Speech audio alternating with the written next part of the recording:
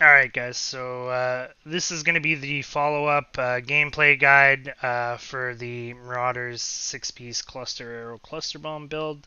There's another video up there if you're wondering about the rolls and the gearing and the passives and the follower and everything, but this is just going to be straight gameplay guide.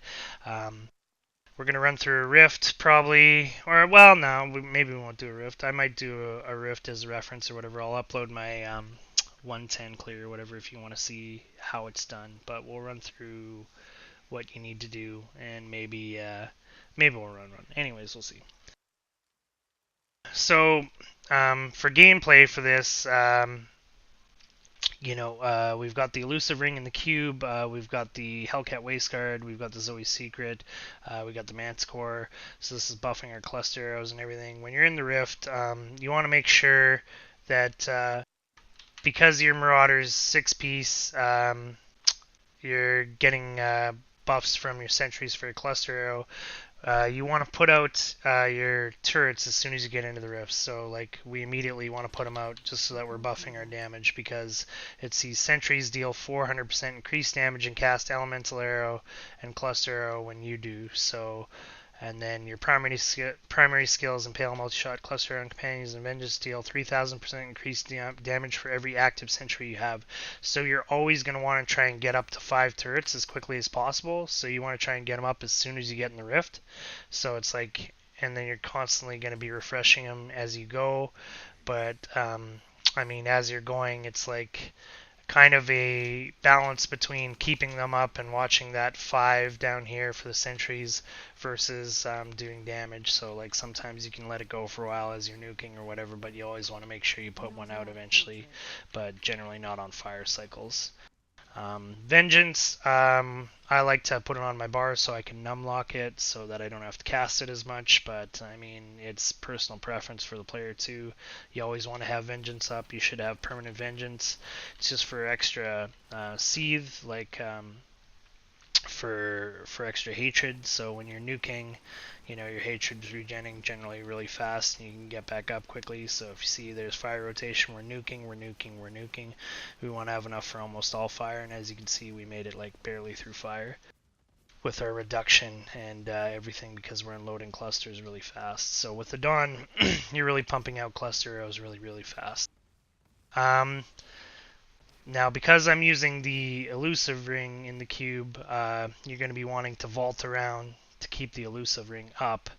Um, and, you got to make sure that it's not dropping. Otherwise, if it drops on you, like, you can end up getting one-shotted.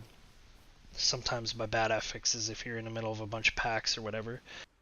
So if you're using that, you got to be careful. If you're using Unity, you just always have the buff, and you got a little bit more leeway for standing still. But yeah, if you choose the elusive just for the 10% extra toughness, like I do, you got to be careful about it. You want to make sure you're proccing your Apps Clarity with Hardened every, I think it's like 5 seconds, yeah. Yeah, 5 seconds, and then it also gives you the armor buff as well, so for 3 seconds. So you're generally going to be nuking every couple seconds or whatever, unless you're on fire or whatever, just to keep those buffs up.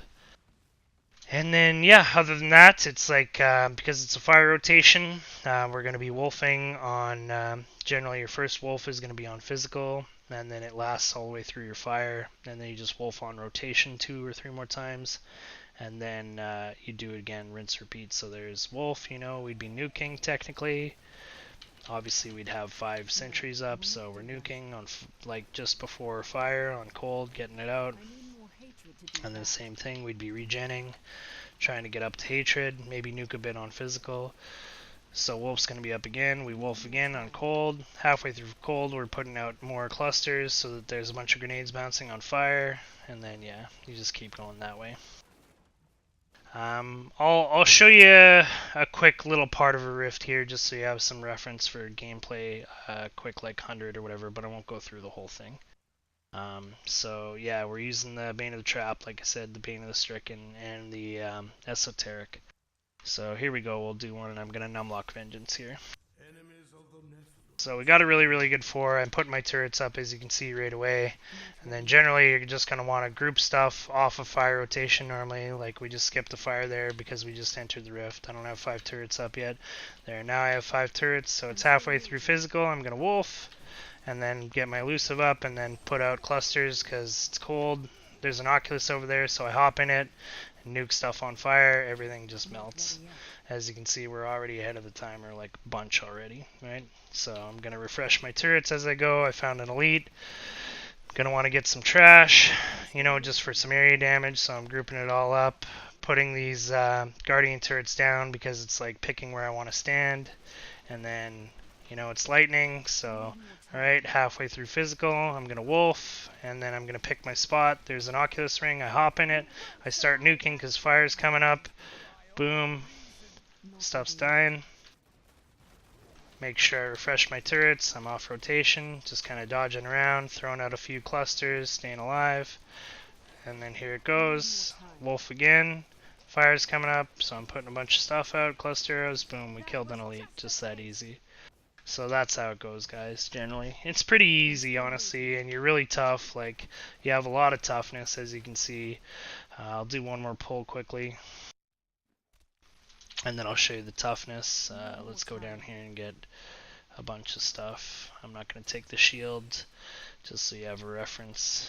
Let's see if we can get a little bit more down here. But generally, yeah, this is 100, and I mean, like, I'm 2300 Paragon. We're ahead of the timer already, you know, like by a bunch, and I'm kind of dicking around. So as you can see, like, it's a pretty powerful build.